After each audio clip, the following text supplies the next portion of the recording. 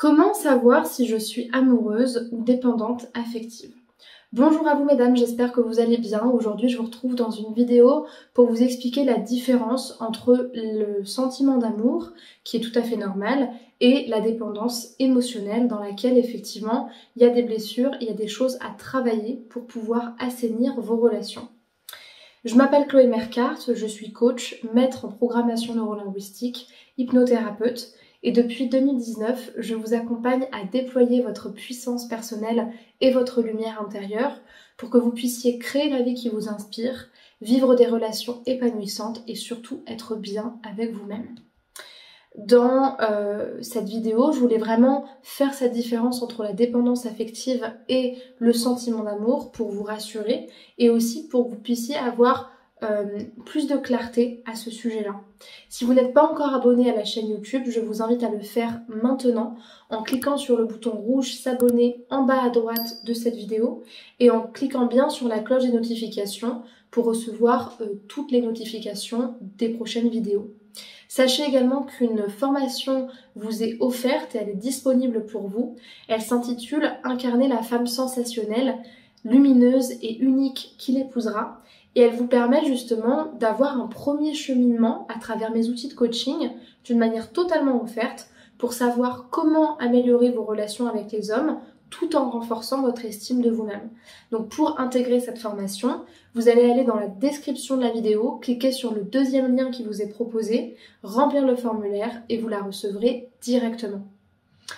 Alors, il y a deux manières de comprendre la différence entre le sentiment d'amour et la dépendance affective.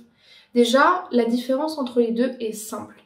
Quand on est amoureuse, on est dans la joie, on est dans l'abondance, on est dans la vulnérabilité, ce qui n'est pas la souffrance et ce qui n'est pas la fragilité de ne pas avoir de ressources personnelles. On est dans la vulnérabilité dans la mesure où on est nous-mêmes en fait. On ne peut pas se cacher quand on est amoureux. Et comme on ne peut pas se cacher, on est forcément un petit peu fragile parce qu'on est complètement à nu. Mais c'est pas quelque chose qui nous fragilise particulièrement. Et puis on ressent un manque de l'autre qui est tout à fait normal et qui est propre au sentiment d'amour. À un certain niveau, le sentiment amoureux peut être comparable à l'addiction, mais ce n'est qu'une métaphore et ça n'a rien à voir avec une réelle addiction. C'est seulement des similitudes. Par exemple, au niveau neurologique, on retrouve les mêmes sentiments de manque, etc. Mais pas à un point extrême et pas de manière pathologique. Par contre, quand on a déjà une dépendance émotionnelle en soi, le sentiment d'amour peut nous fragiliser et accentuer justement cette dépendance à l'autre, d'autant plus quand la relation devient insécurisante, là où le dépendant aura du mal à se préserver. La dépendance, elle, c'est pas du tout la même énergie. Quand on est dans la dépendance, on n'est pas dans la joie. Les seuls moments où on est dans la joie, c'est quand on retrouve notre objet d'amour, et encore, il faudrait que cet objet-là soit sécurisant pour nous et qui nous apporte tout l'amour dont on a besoin pour avoir le minimum de plaisir et de joie requise. Mais globalement, on est plutôt dans des énergies de peur, on se sent objet de l'autre et on a tendance, même inconsciemment sans le savoir, à prendre les autres comme des objets de satisfaction émotionnelle. Et puis, dans la dépendance, on n'est pas forcément amoureux de la personne.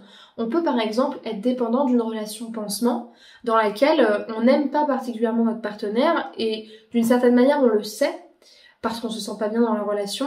Sauf que comme on sait aussi qu'on a besoin de cette personne pour nous remplir et pour nous nourrir, on reste dans la relation.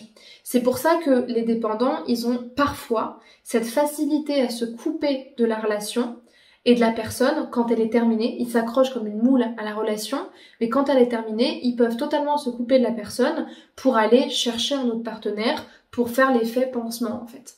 Parce que ça n'a rien à voir avec la relation, mais tout à voir avec eux. Et la deuxième façon de comprendre la dépendance affective, c'est tout simplement de déterminer en fait les deux critères qui la composent et qui sont présents dans le DSM-5, qui est un manuel de psychologie et de psychiatrie américaine qui répertorie tous les troubles de personnalité, de l'attachement, mais aussi les troubles pathologiques. Et parmi eux, on retrouve justement la personnalité dépendante, donc le fait de dépendre du regard des autres, le fait d'avoir absolument besoin de leur soutien constant, de leur valorisation, de leur regard, de se comparer, de se sentir mal quand on n'est pas soutenu, et puis également l'anxiété de séparation, dans laquelle on a constamment peur d'être séparé de notre objet d'amour, et où on va adopter un certain nombre de comportements qui peuvent être extrêmes, qui peuvent nous mettre en danger ou mettre l'autre en danger, ou atteindre et attendre à sa liberté, et même tout simplement, oui, à sa liberté, à son respect, à sa dignité, parce qu'on va avoir tellement besoin de lui qu'on serait prête à le harceler ou à se jeter sous un camion pour ne pas être seul. Donc ça peut vraiment nous mettre en difficulté, mais là encore dans la dépendance, il y a différents stades de dépendance et il y a différents degrés. Donc vous voyez que dans l'amour, il n'a de but que de se vivre lui-même finalement. On cherche pas autre chose que d'être avec l'autre. Alors que dans la dépendance, c'est nous qu'on cherche dans l'autre. On cherche à être nourri par la relation. Ce qui n'est pas exactement le même but. Et puis dans la dépendance, il y a aussi quelque chose de pathologique aussi. Donc j'espère que cette vidéo aura répondu à vos questions et qu'elle aura pu clarifier justement cette distinction. Si vous avez des questions ou des choses dont vous souhaitez me faire part, je vous invite à me les laisser en commentaire pour que je vous lise et que je me fasse une joie de vous répondre.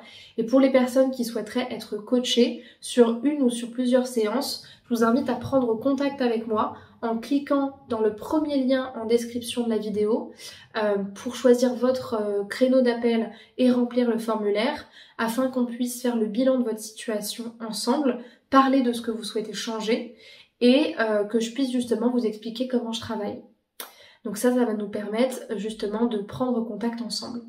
Et puis avant de vous quitter, je vous souhaite une bonne journée déjà, mais surtout je vous invite à me rejoindre sur les réseaux sociaux parce que notamment sur Instagram, je fais beaucoup de stories, de lives, je publie des reels, des contenus, donc je suis assez présente. Sur TikTok, je fais beaucoup de lives, je suis très présente. Je vous fais monter en live aussi, donc ça peut être très sympathique pour poser vos questions.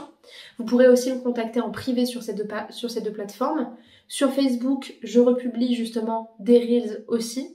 Et sur Spotify, je vous fais des longs podcasts chaque semaine pour vous expliquer chaque sujet et que vous puissiez vraiment comprendre davantage de notions, peut-être d'une manière un petit peu plus précise et détaillée que sur YouTube. Et donc vous aurez tous les liens pour me rejoindre qui sont en description de la vidéo. Je vous remercie pour votre attention et je vous souhaite une très bonne journée. Prenez soin de vous. Au revoir.